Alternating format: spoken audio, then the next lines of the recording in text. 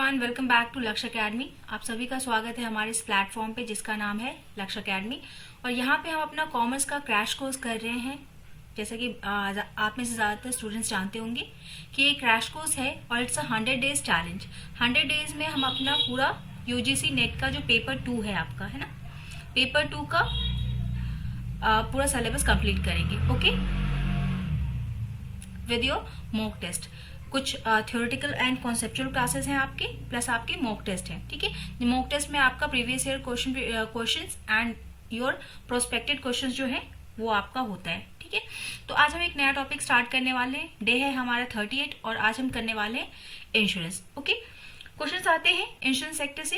As a commerce student हमें insurance sector की के बारे में नॉलेज भी होना चाहिए और यहाँ से क्वेश्चंस भी आते हैं थोड़े, है ना। तो हम देख लेंगे, छोटा सा कॉन्सेप्ट है, क्लियर कर लेते हैं। चलिए, साथ ही साथ जो भी स्टूडेंट फर्स्ट टाइम इस चैनल पे आए हैं, डिस्क्रिप्शन बॉक्स में आपके एक लिंक गिवन है, वहां पे जाके आप हमसे कनेक्ट हो जाएंगे, है ना, सो दैट कि पीडीएफ जो है क्लास की और मॉक टेस्ट वो सारा आपको जो जैसे जैसे होते जाते हैं वो सारा आपको अवेलेबल होता रहे और क्लास की नोटिफिकेशन भी मिलती रहे।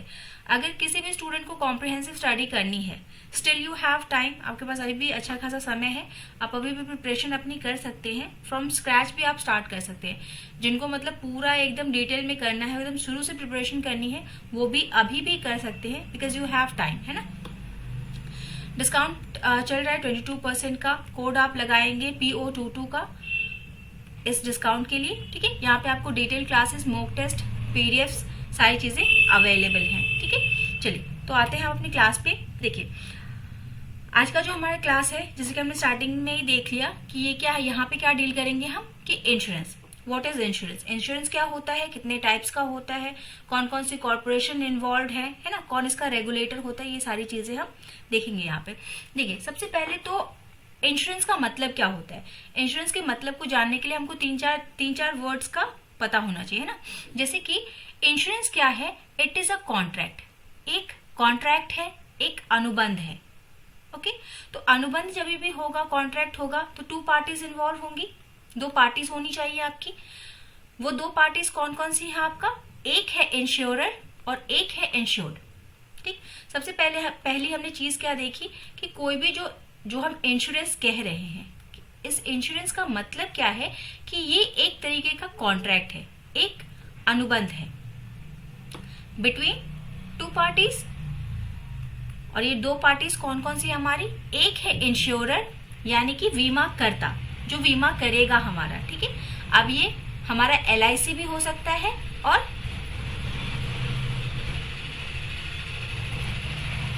GIC भी हो सकता है ना। LIC कौन, ऐसी कंपनी जो कि हमारा लाइफ का इंश्योरेंस करेगी, है ना। कि अगर मान लीजिए कि किसी भी मिसहैपनिंग की वजह से, किसी भी सिचुएशन में अगर क्या होता है, कल को भगवान न करे कि अगर ऐसा होता है कि किसी की लाइफ नहीं रहती है, तो उसकी लाइफ को क्या करता है, ये कवर करता है LIC, है ना।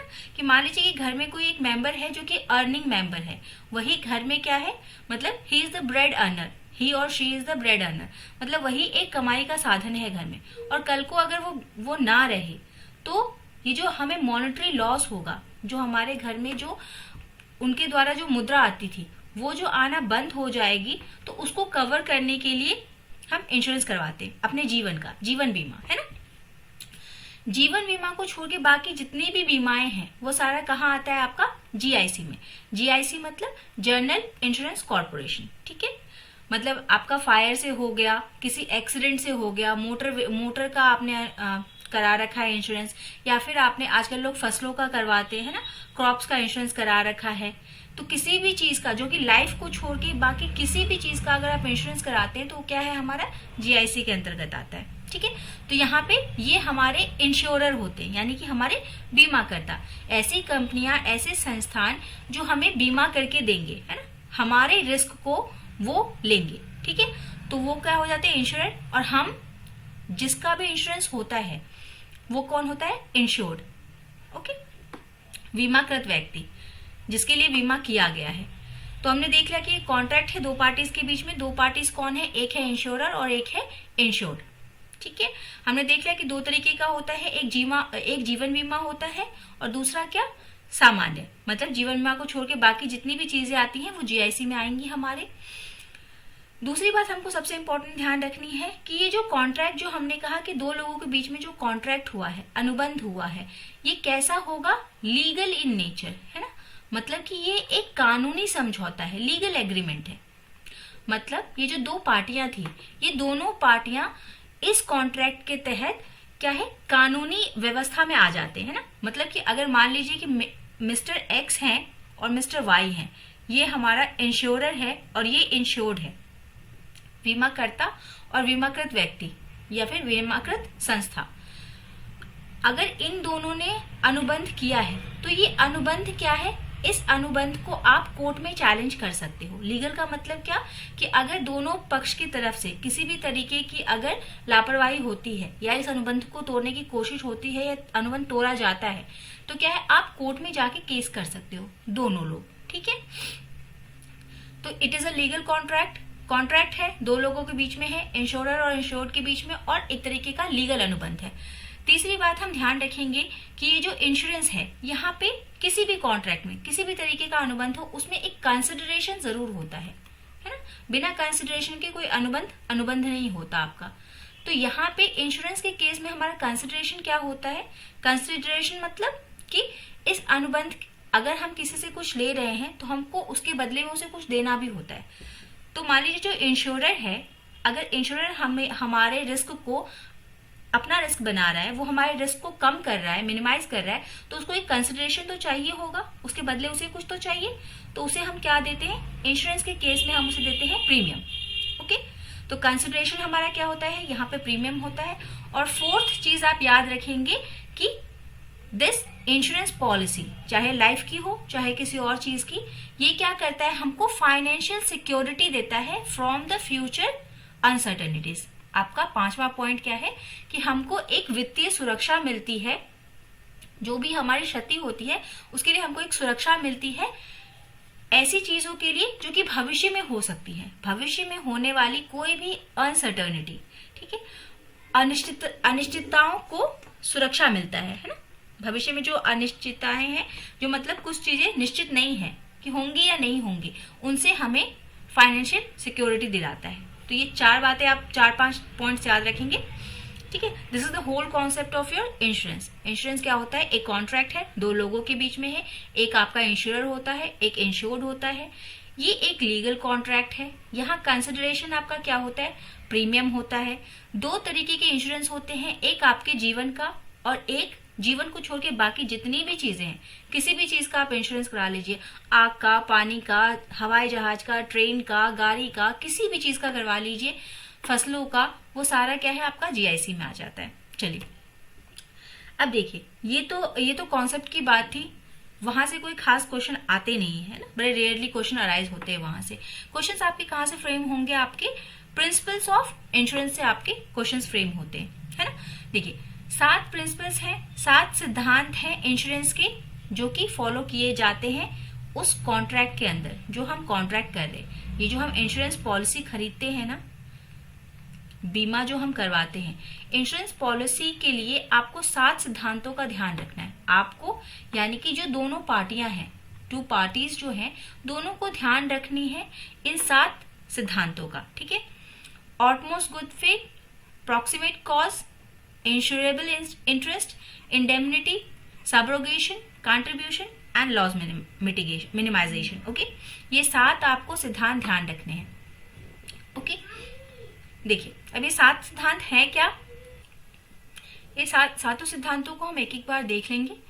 ऑटमोस्ट गुड फेथ। ऑटमोस्ट गुड फेथ का मतलब क्या है कि देखिए इनका डिटेल ना आपको पीडीएफ में अवेलेबल है, आप वहां से एक बार देख लेंगे। यहाँ पे आप होलसोल समझ लेंगे कॉन्सेप्ट्स को, कॉन्सेप्ट्स होते क्या है ना, सो दैट कि जब आप पीडीएफ को पढ़ें तो आपको सारी चीजें क्रिस्टल क्लियर हो जाए, है ना। देखिए ऑटमोस्ट गुड फेथ का मतलब क्या है कि यहाँ पे आप जितनी सच्चाई हो सके उतनी सच्चाई बरतेंगे, है ना। मतलब किसी भी चीज को छुपाएंगे नहीं, ना ही इंश्योरर ना ही इंश्योर्ड। मतलब कोई भी बात है जो कि आपके इस पॉलिसी के लिए जरूरी है, वो आप सारी बातें बताएंगे। मान लीजिए कि अपनी जीवन बीमा पॉलिसी लिया और आपको शराब पीने की बहुत बुरी लत है ना, तो आप इस बात को छुपाएंगे नहीं। क्यों? क्योंकि आपके जीवन पे आपकी लाइफ एक्सपेक्टेंसी पे शराब का बहुत बुरा असर पड़ता है ना। तो आपकी लाइफ एक्सपेक्टेंसी जो है वो कम हो सकती है due to the your habit of alcohol, है ना। जो आप अगर मान किसी के बारे में भी बात करें, अगर आप ड्रिंक करते हैं तो वो आपकी हेल्थ को बैडली इम्पैक्ट करता है ना। तो आपको ये बात अपने इंश्योरर को बतानी जरूरी है। मतलब सारी चीजें, जैसे हम डॉक्टर के पास जाते हैं ना, तो हमें सारी चीजें बतानी होती हैं कि हमें अगर पेट में दर्द है तो क्यों दर्द है, हमने पहले क्या खाया था, क्या पिया था, हमें सारी चीजें बतानी होती हैं।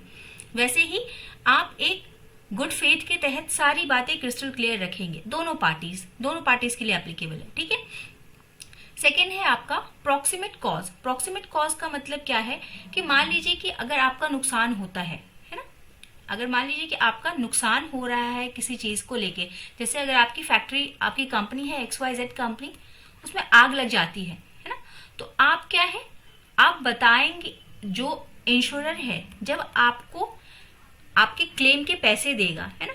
मान लीजिए आपकी कंपनी, आपने बीमा करा रखा है 5 लाख रुपए का, है ना, 5 लाख का बीमा करा रखा है और आपका लॉस हो गया 3 लाख रुपए का, है ना। तो अब जब आप क्लेम करेंगे, यानी कि जब आप उनसे पैसे मांगेंगे कि हमने फायर इंश्योरेंस करा रखा है, आप हमारी क्षति को पूरा करें, है ना, 3 लाख का लॉस हुआ है, इसको पूरा करें। इसके लिए जब आप क्लेम करने जाएंगे तो क्या है, जो इंश्योरर है वो क्या करेगा, प्रॉक्सिमेट कॉज को ढूंढेगा कि ये जो फायर लगी है, इस फायर के पीछे कॉज क्या था, है ना। इतना तो उन्हें दिखेगा कि फायर लगी और फायर की वजह से क्या है, आपका सामान, जो आपका नुकसान है वो हुआ है, बट उस फायर के पीछे की वजह क्या है वो उसको पहले ढूंढेगा और तब जाके क्या है, आपको कंपनसेट करेगा, है ना।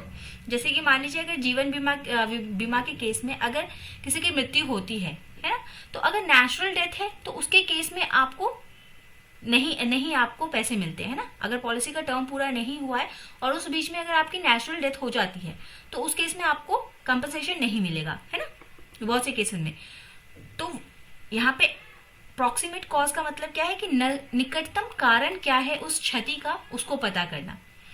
इस प्रिंसिपल का फॉलो करेगा इंश्योरर। देन थर्ड है आपका इंश्योरेबल इंटरेस्ट।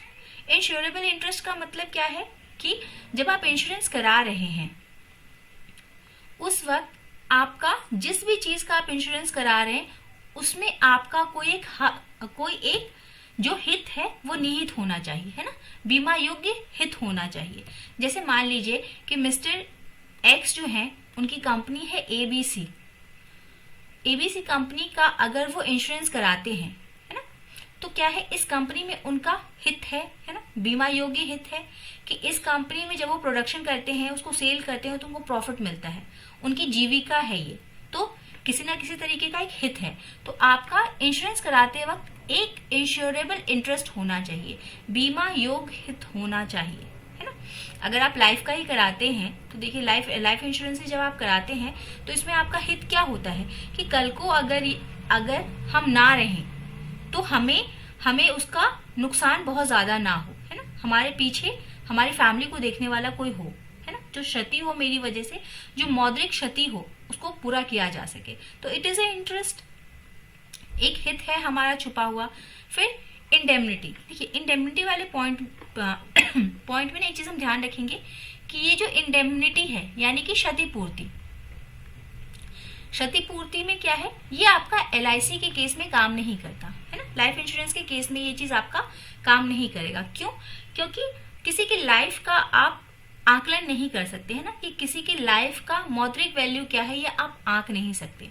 इसी में जैसे देखिए, हमने यहाँ पे एग्जांपल लिया था कि 5 लाख का आपने इंश्योरेंस कराया और 3 लाख का लॉस हो गया, तो कंपनी क्या है, पूरा आपका मतलब पूरा एक तरीके से जांच करेगी, पूरा इन्वेस्टिगेशन करेगी और देखेगी कि कितने का लॉस हुआ है आपको, फिर उतने का कंपनसेशन आपको देगी, है ना। या फिर आप ही उनको सबूत देंगे, एविडेंसेस देंगे कि हमारे पास इतने का माल था और उसमें से इतने का लॉस हो गया है ना, आप उनको बताएंगे या फिर वो खुद पता करेंगे।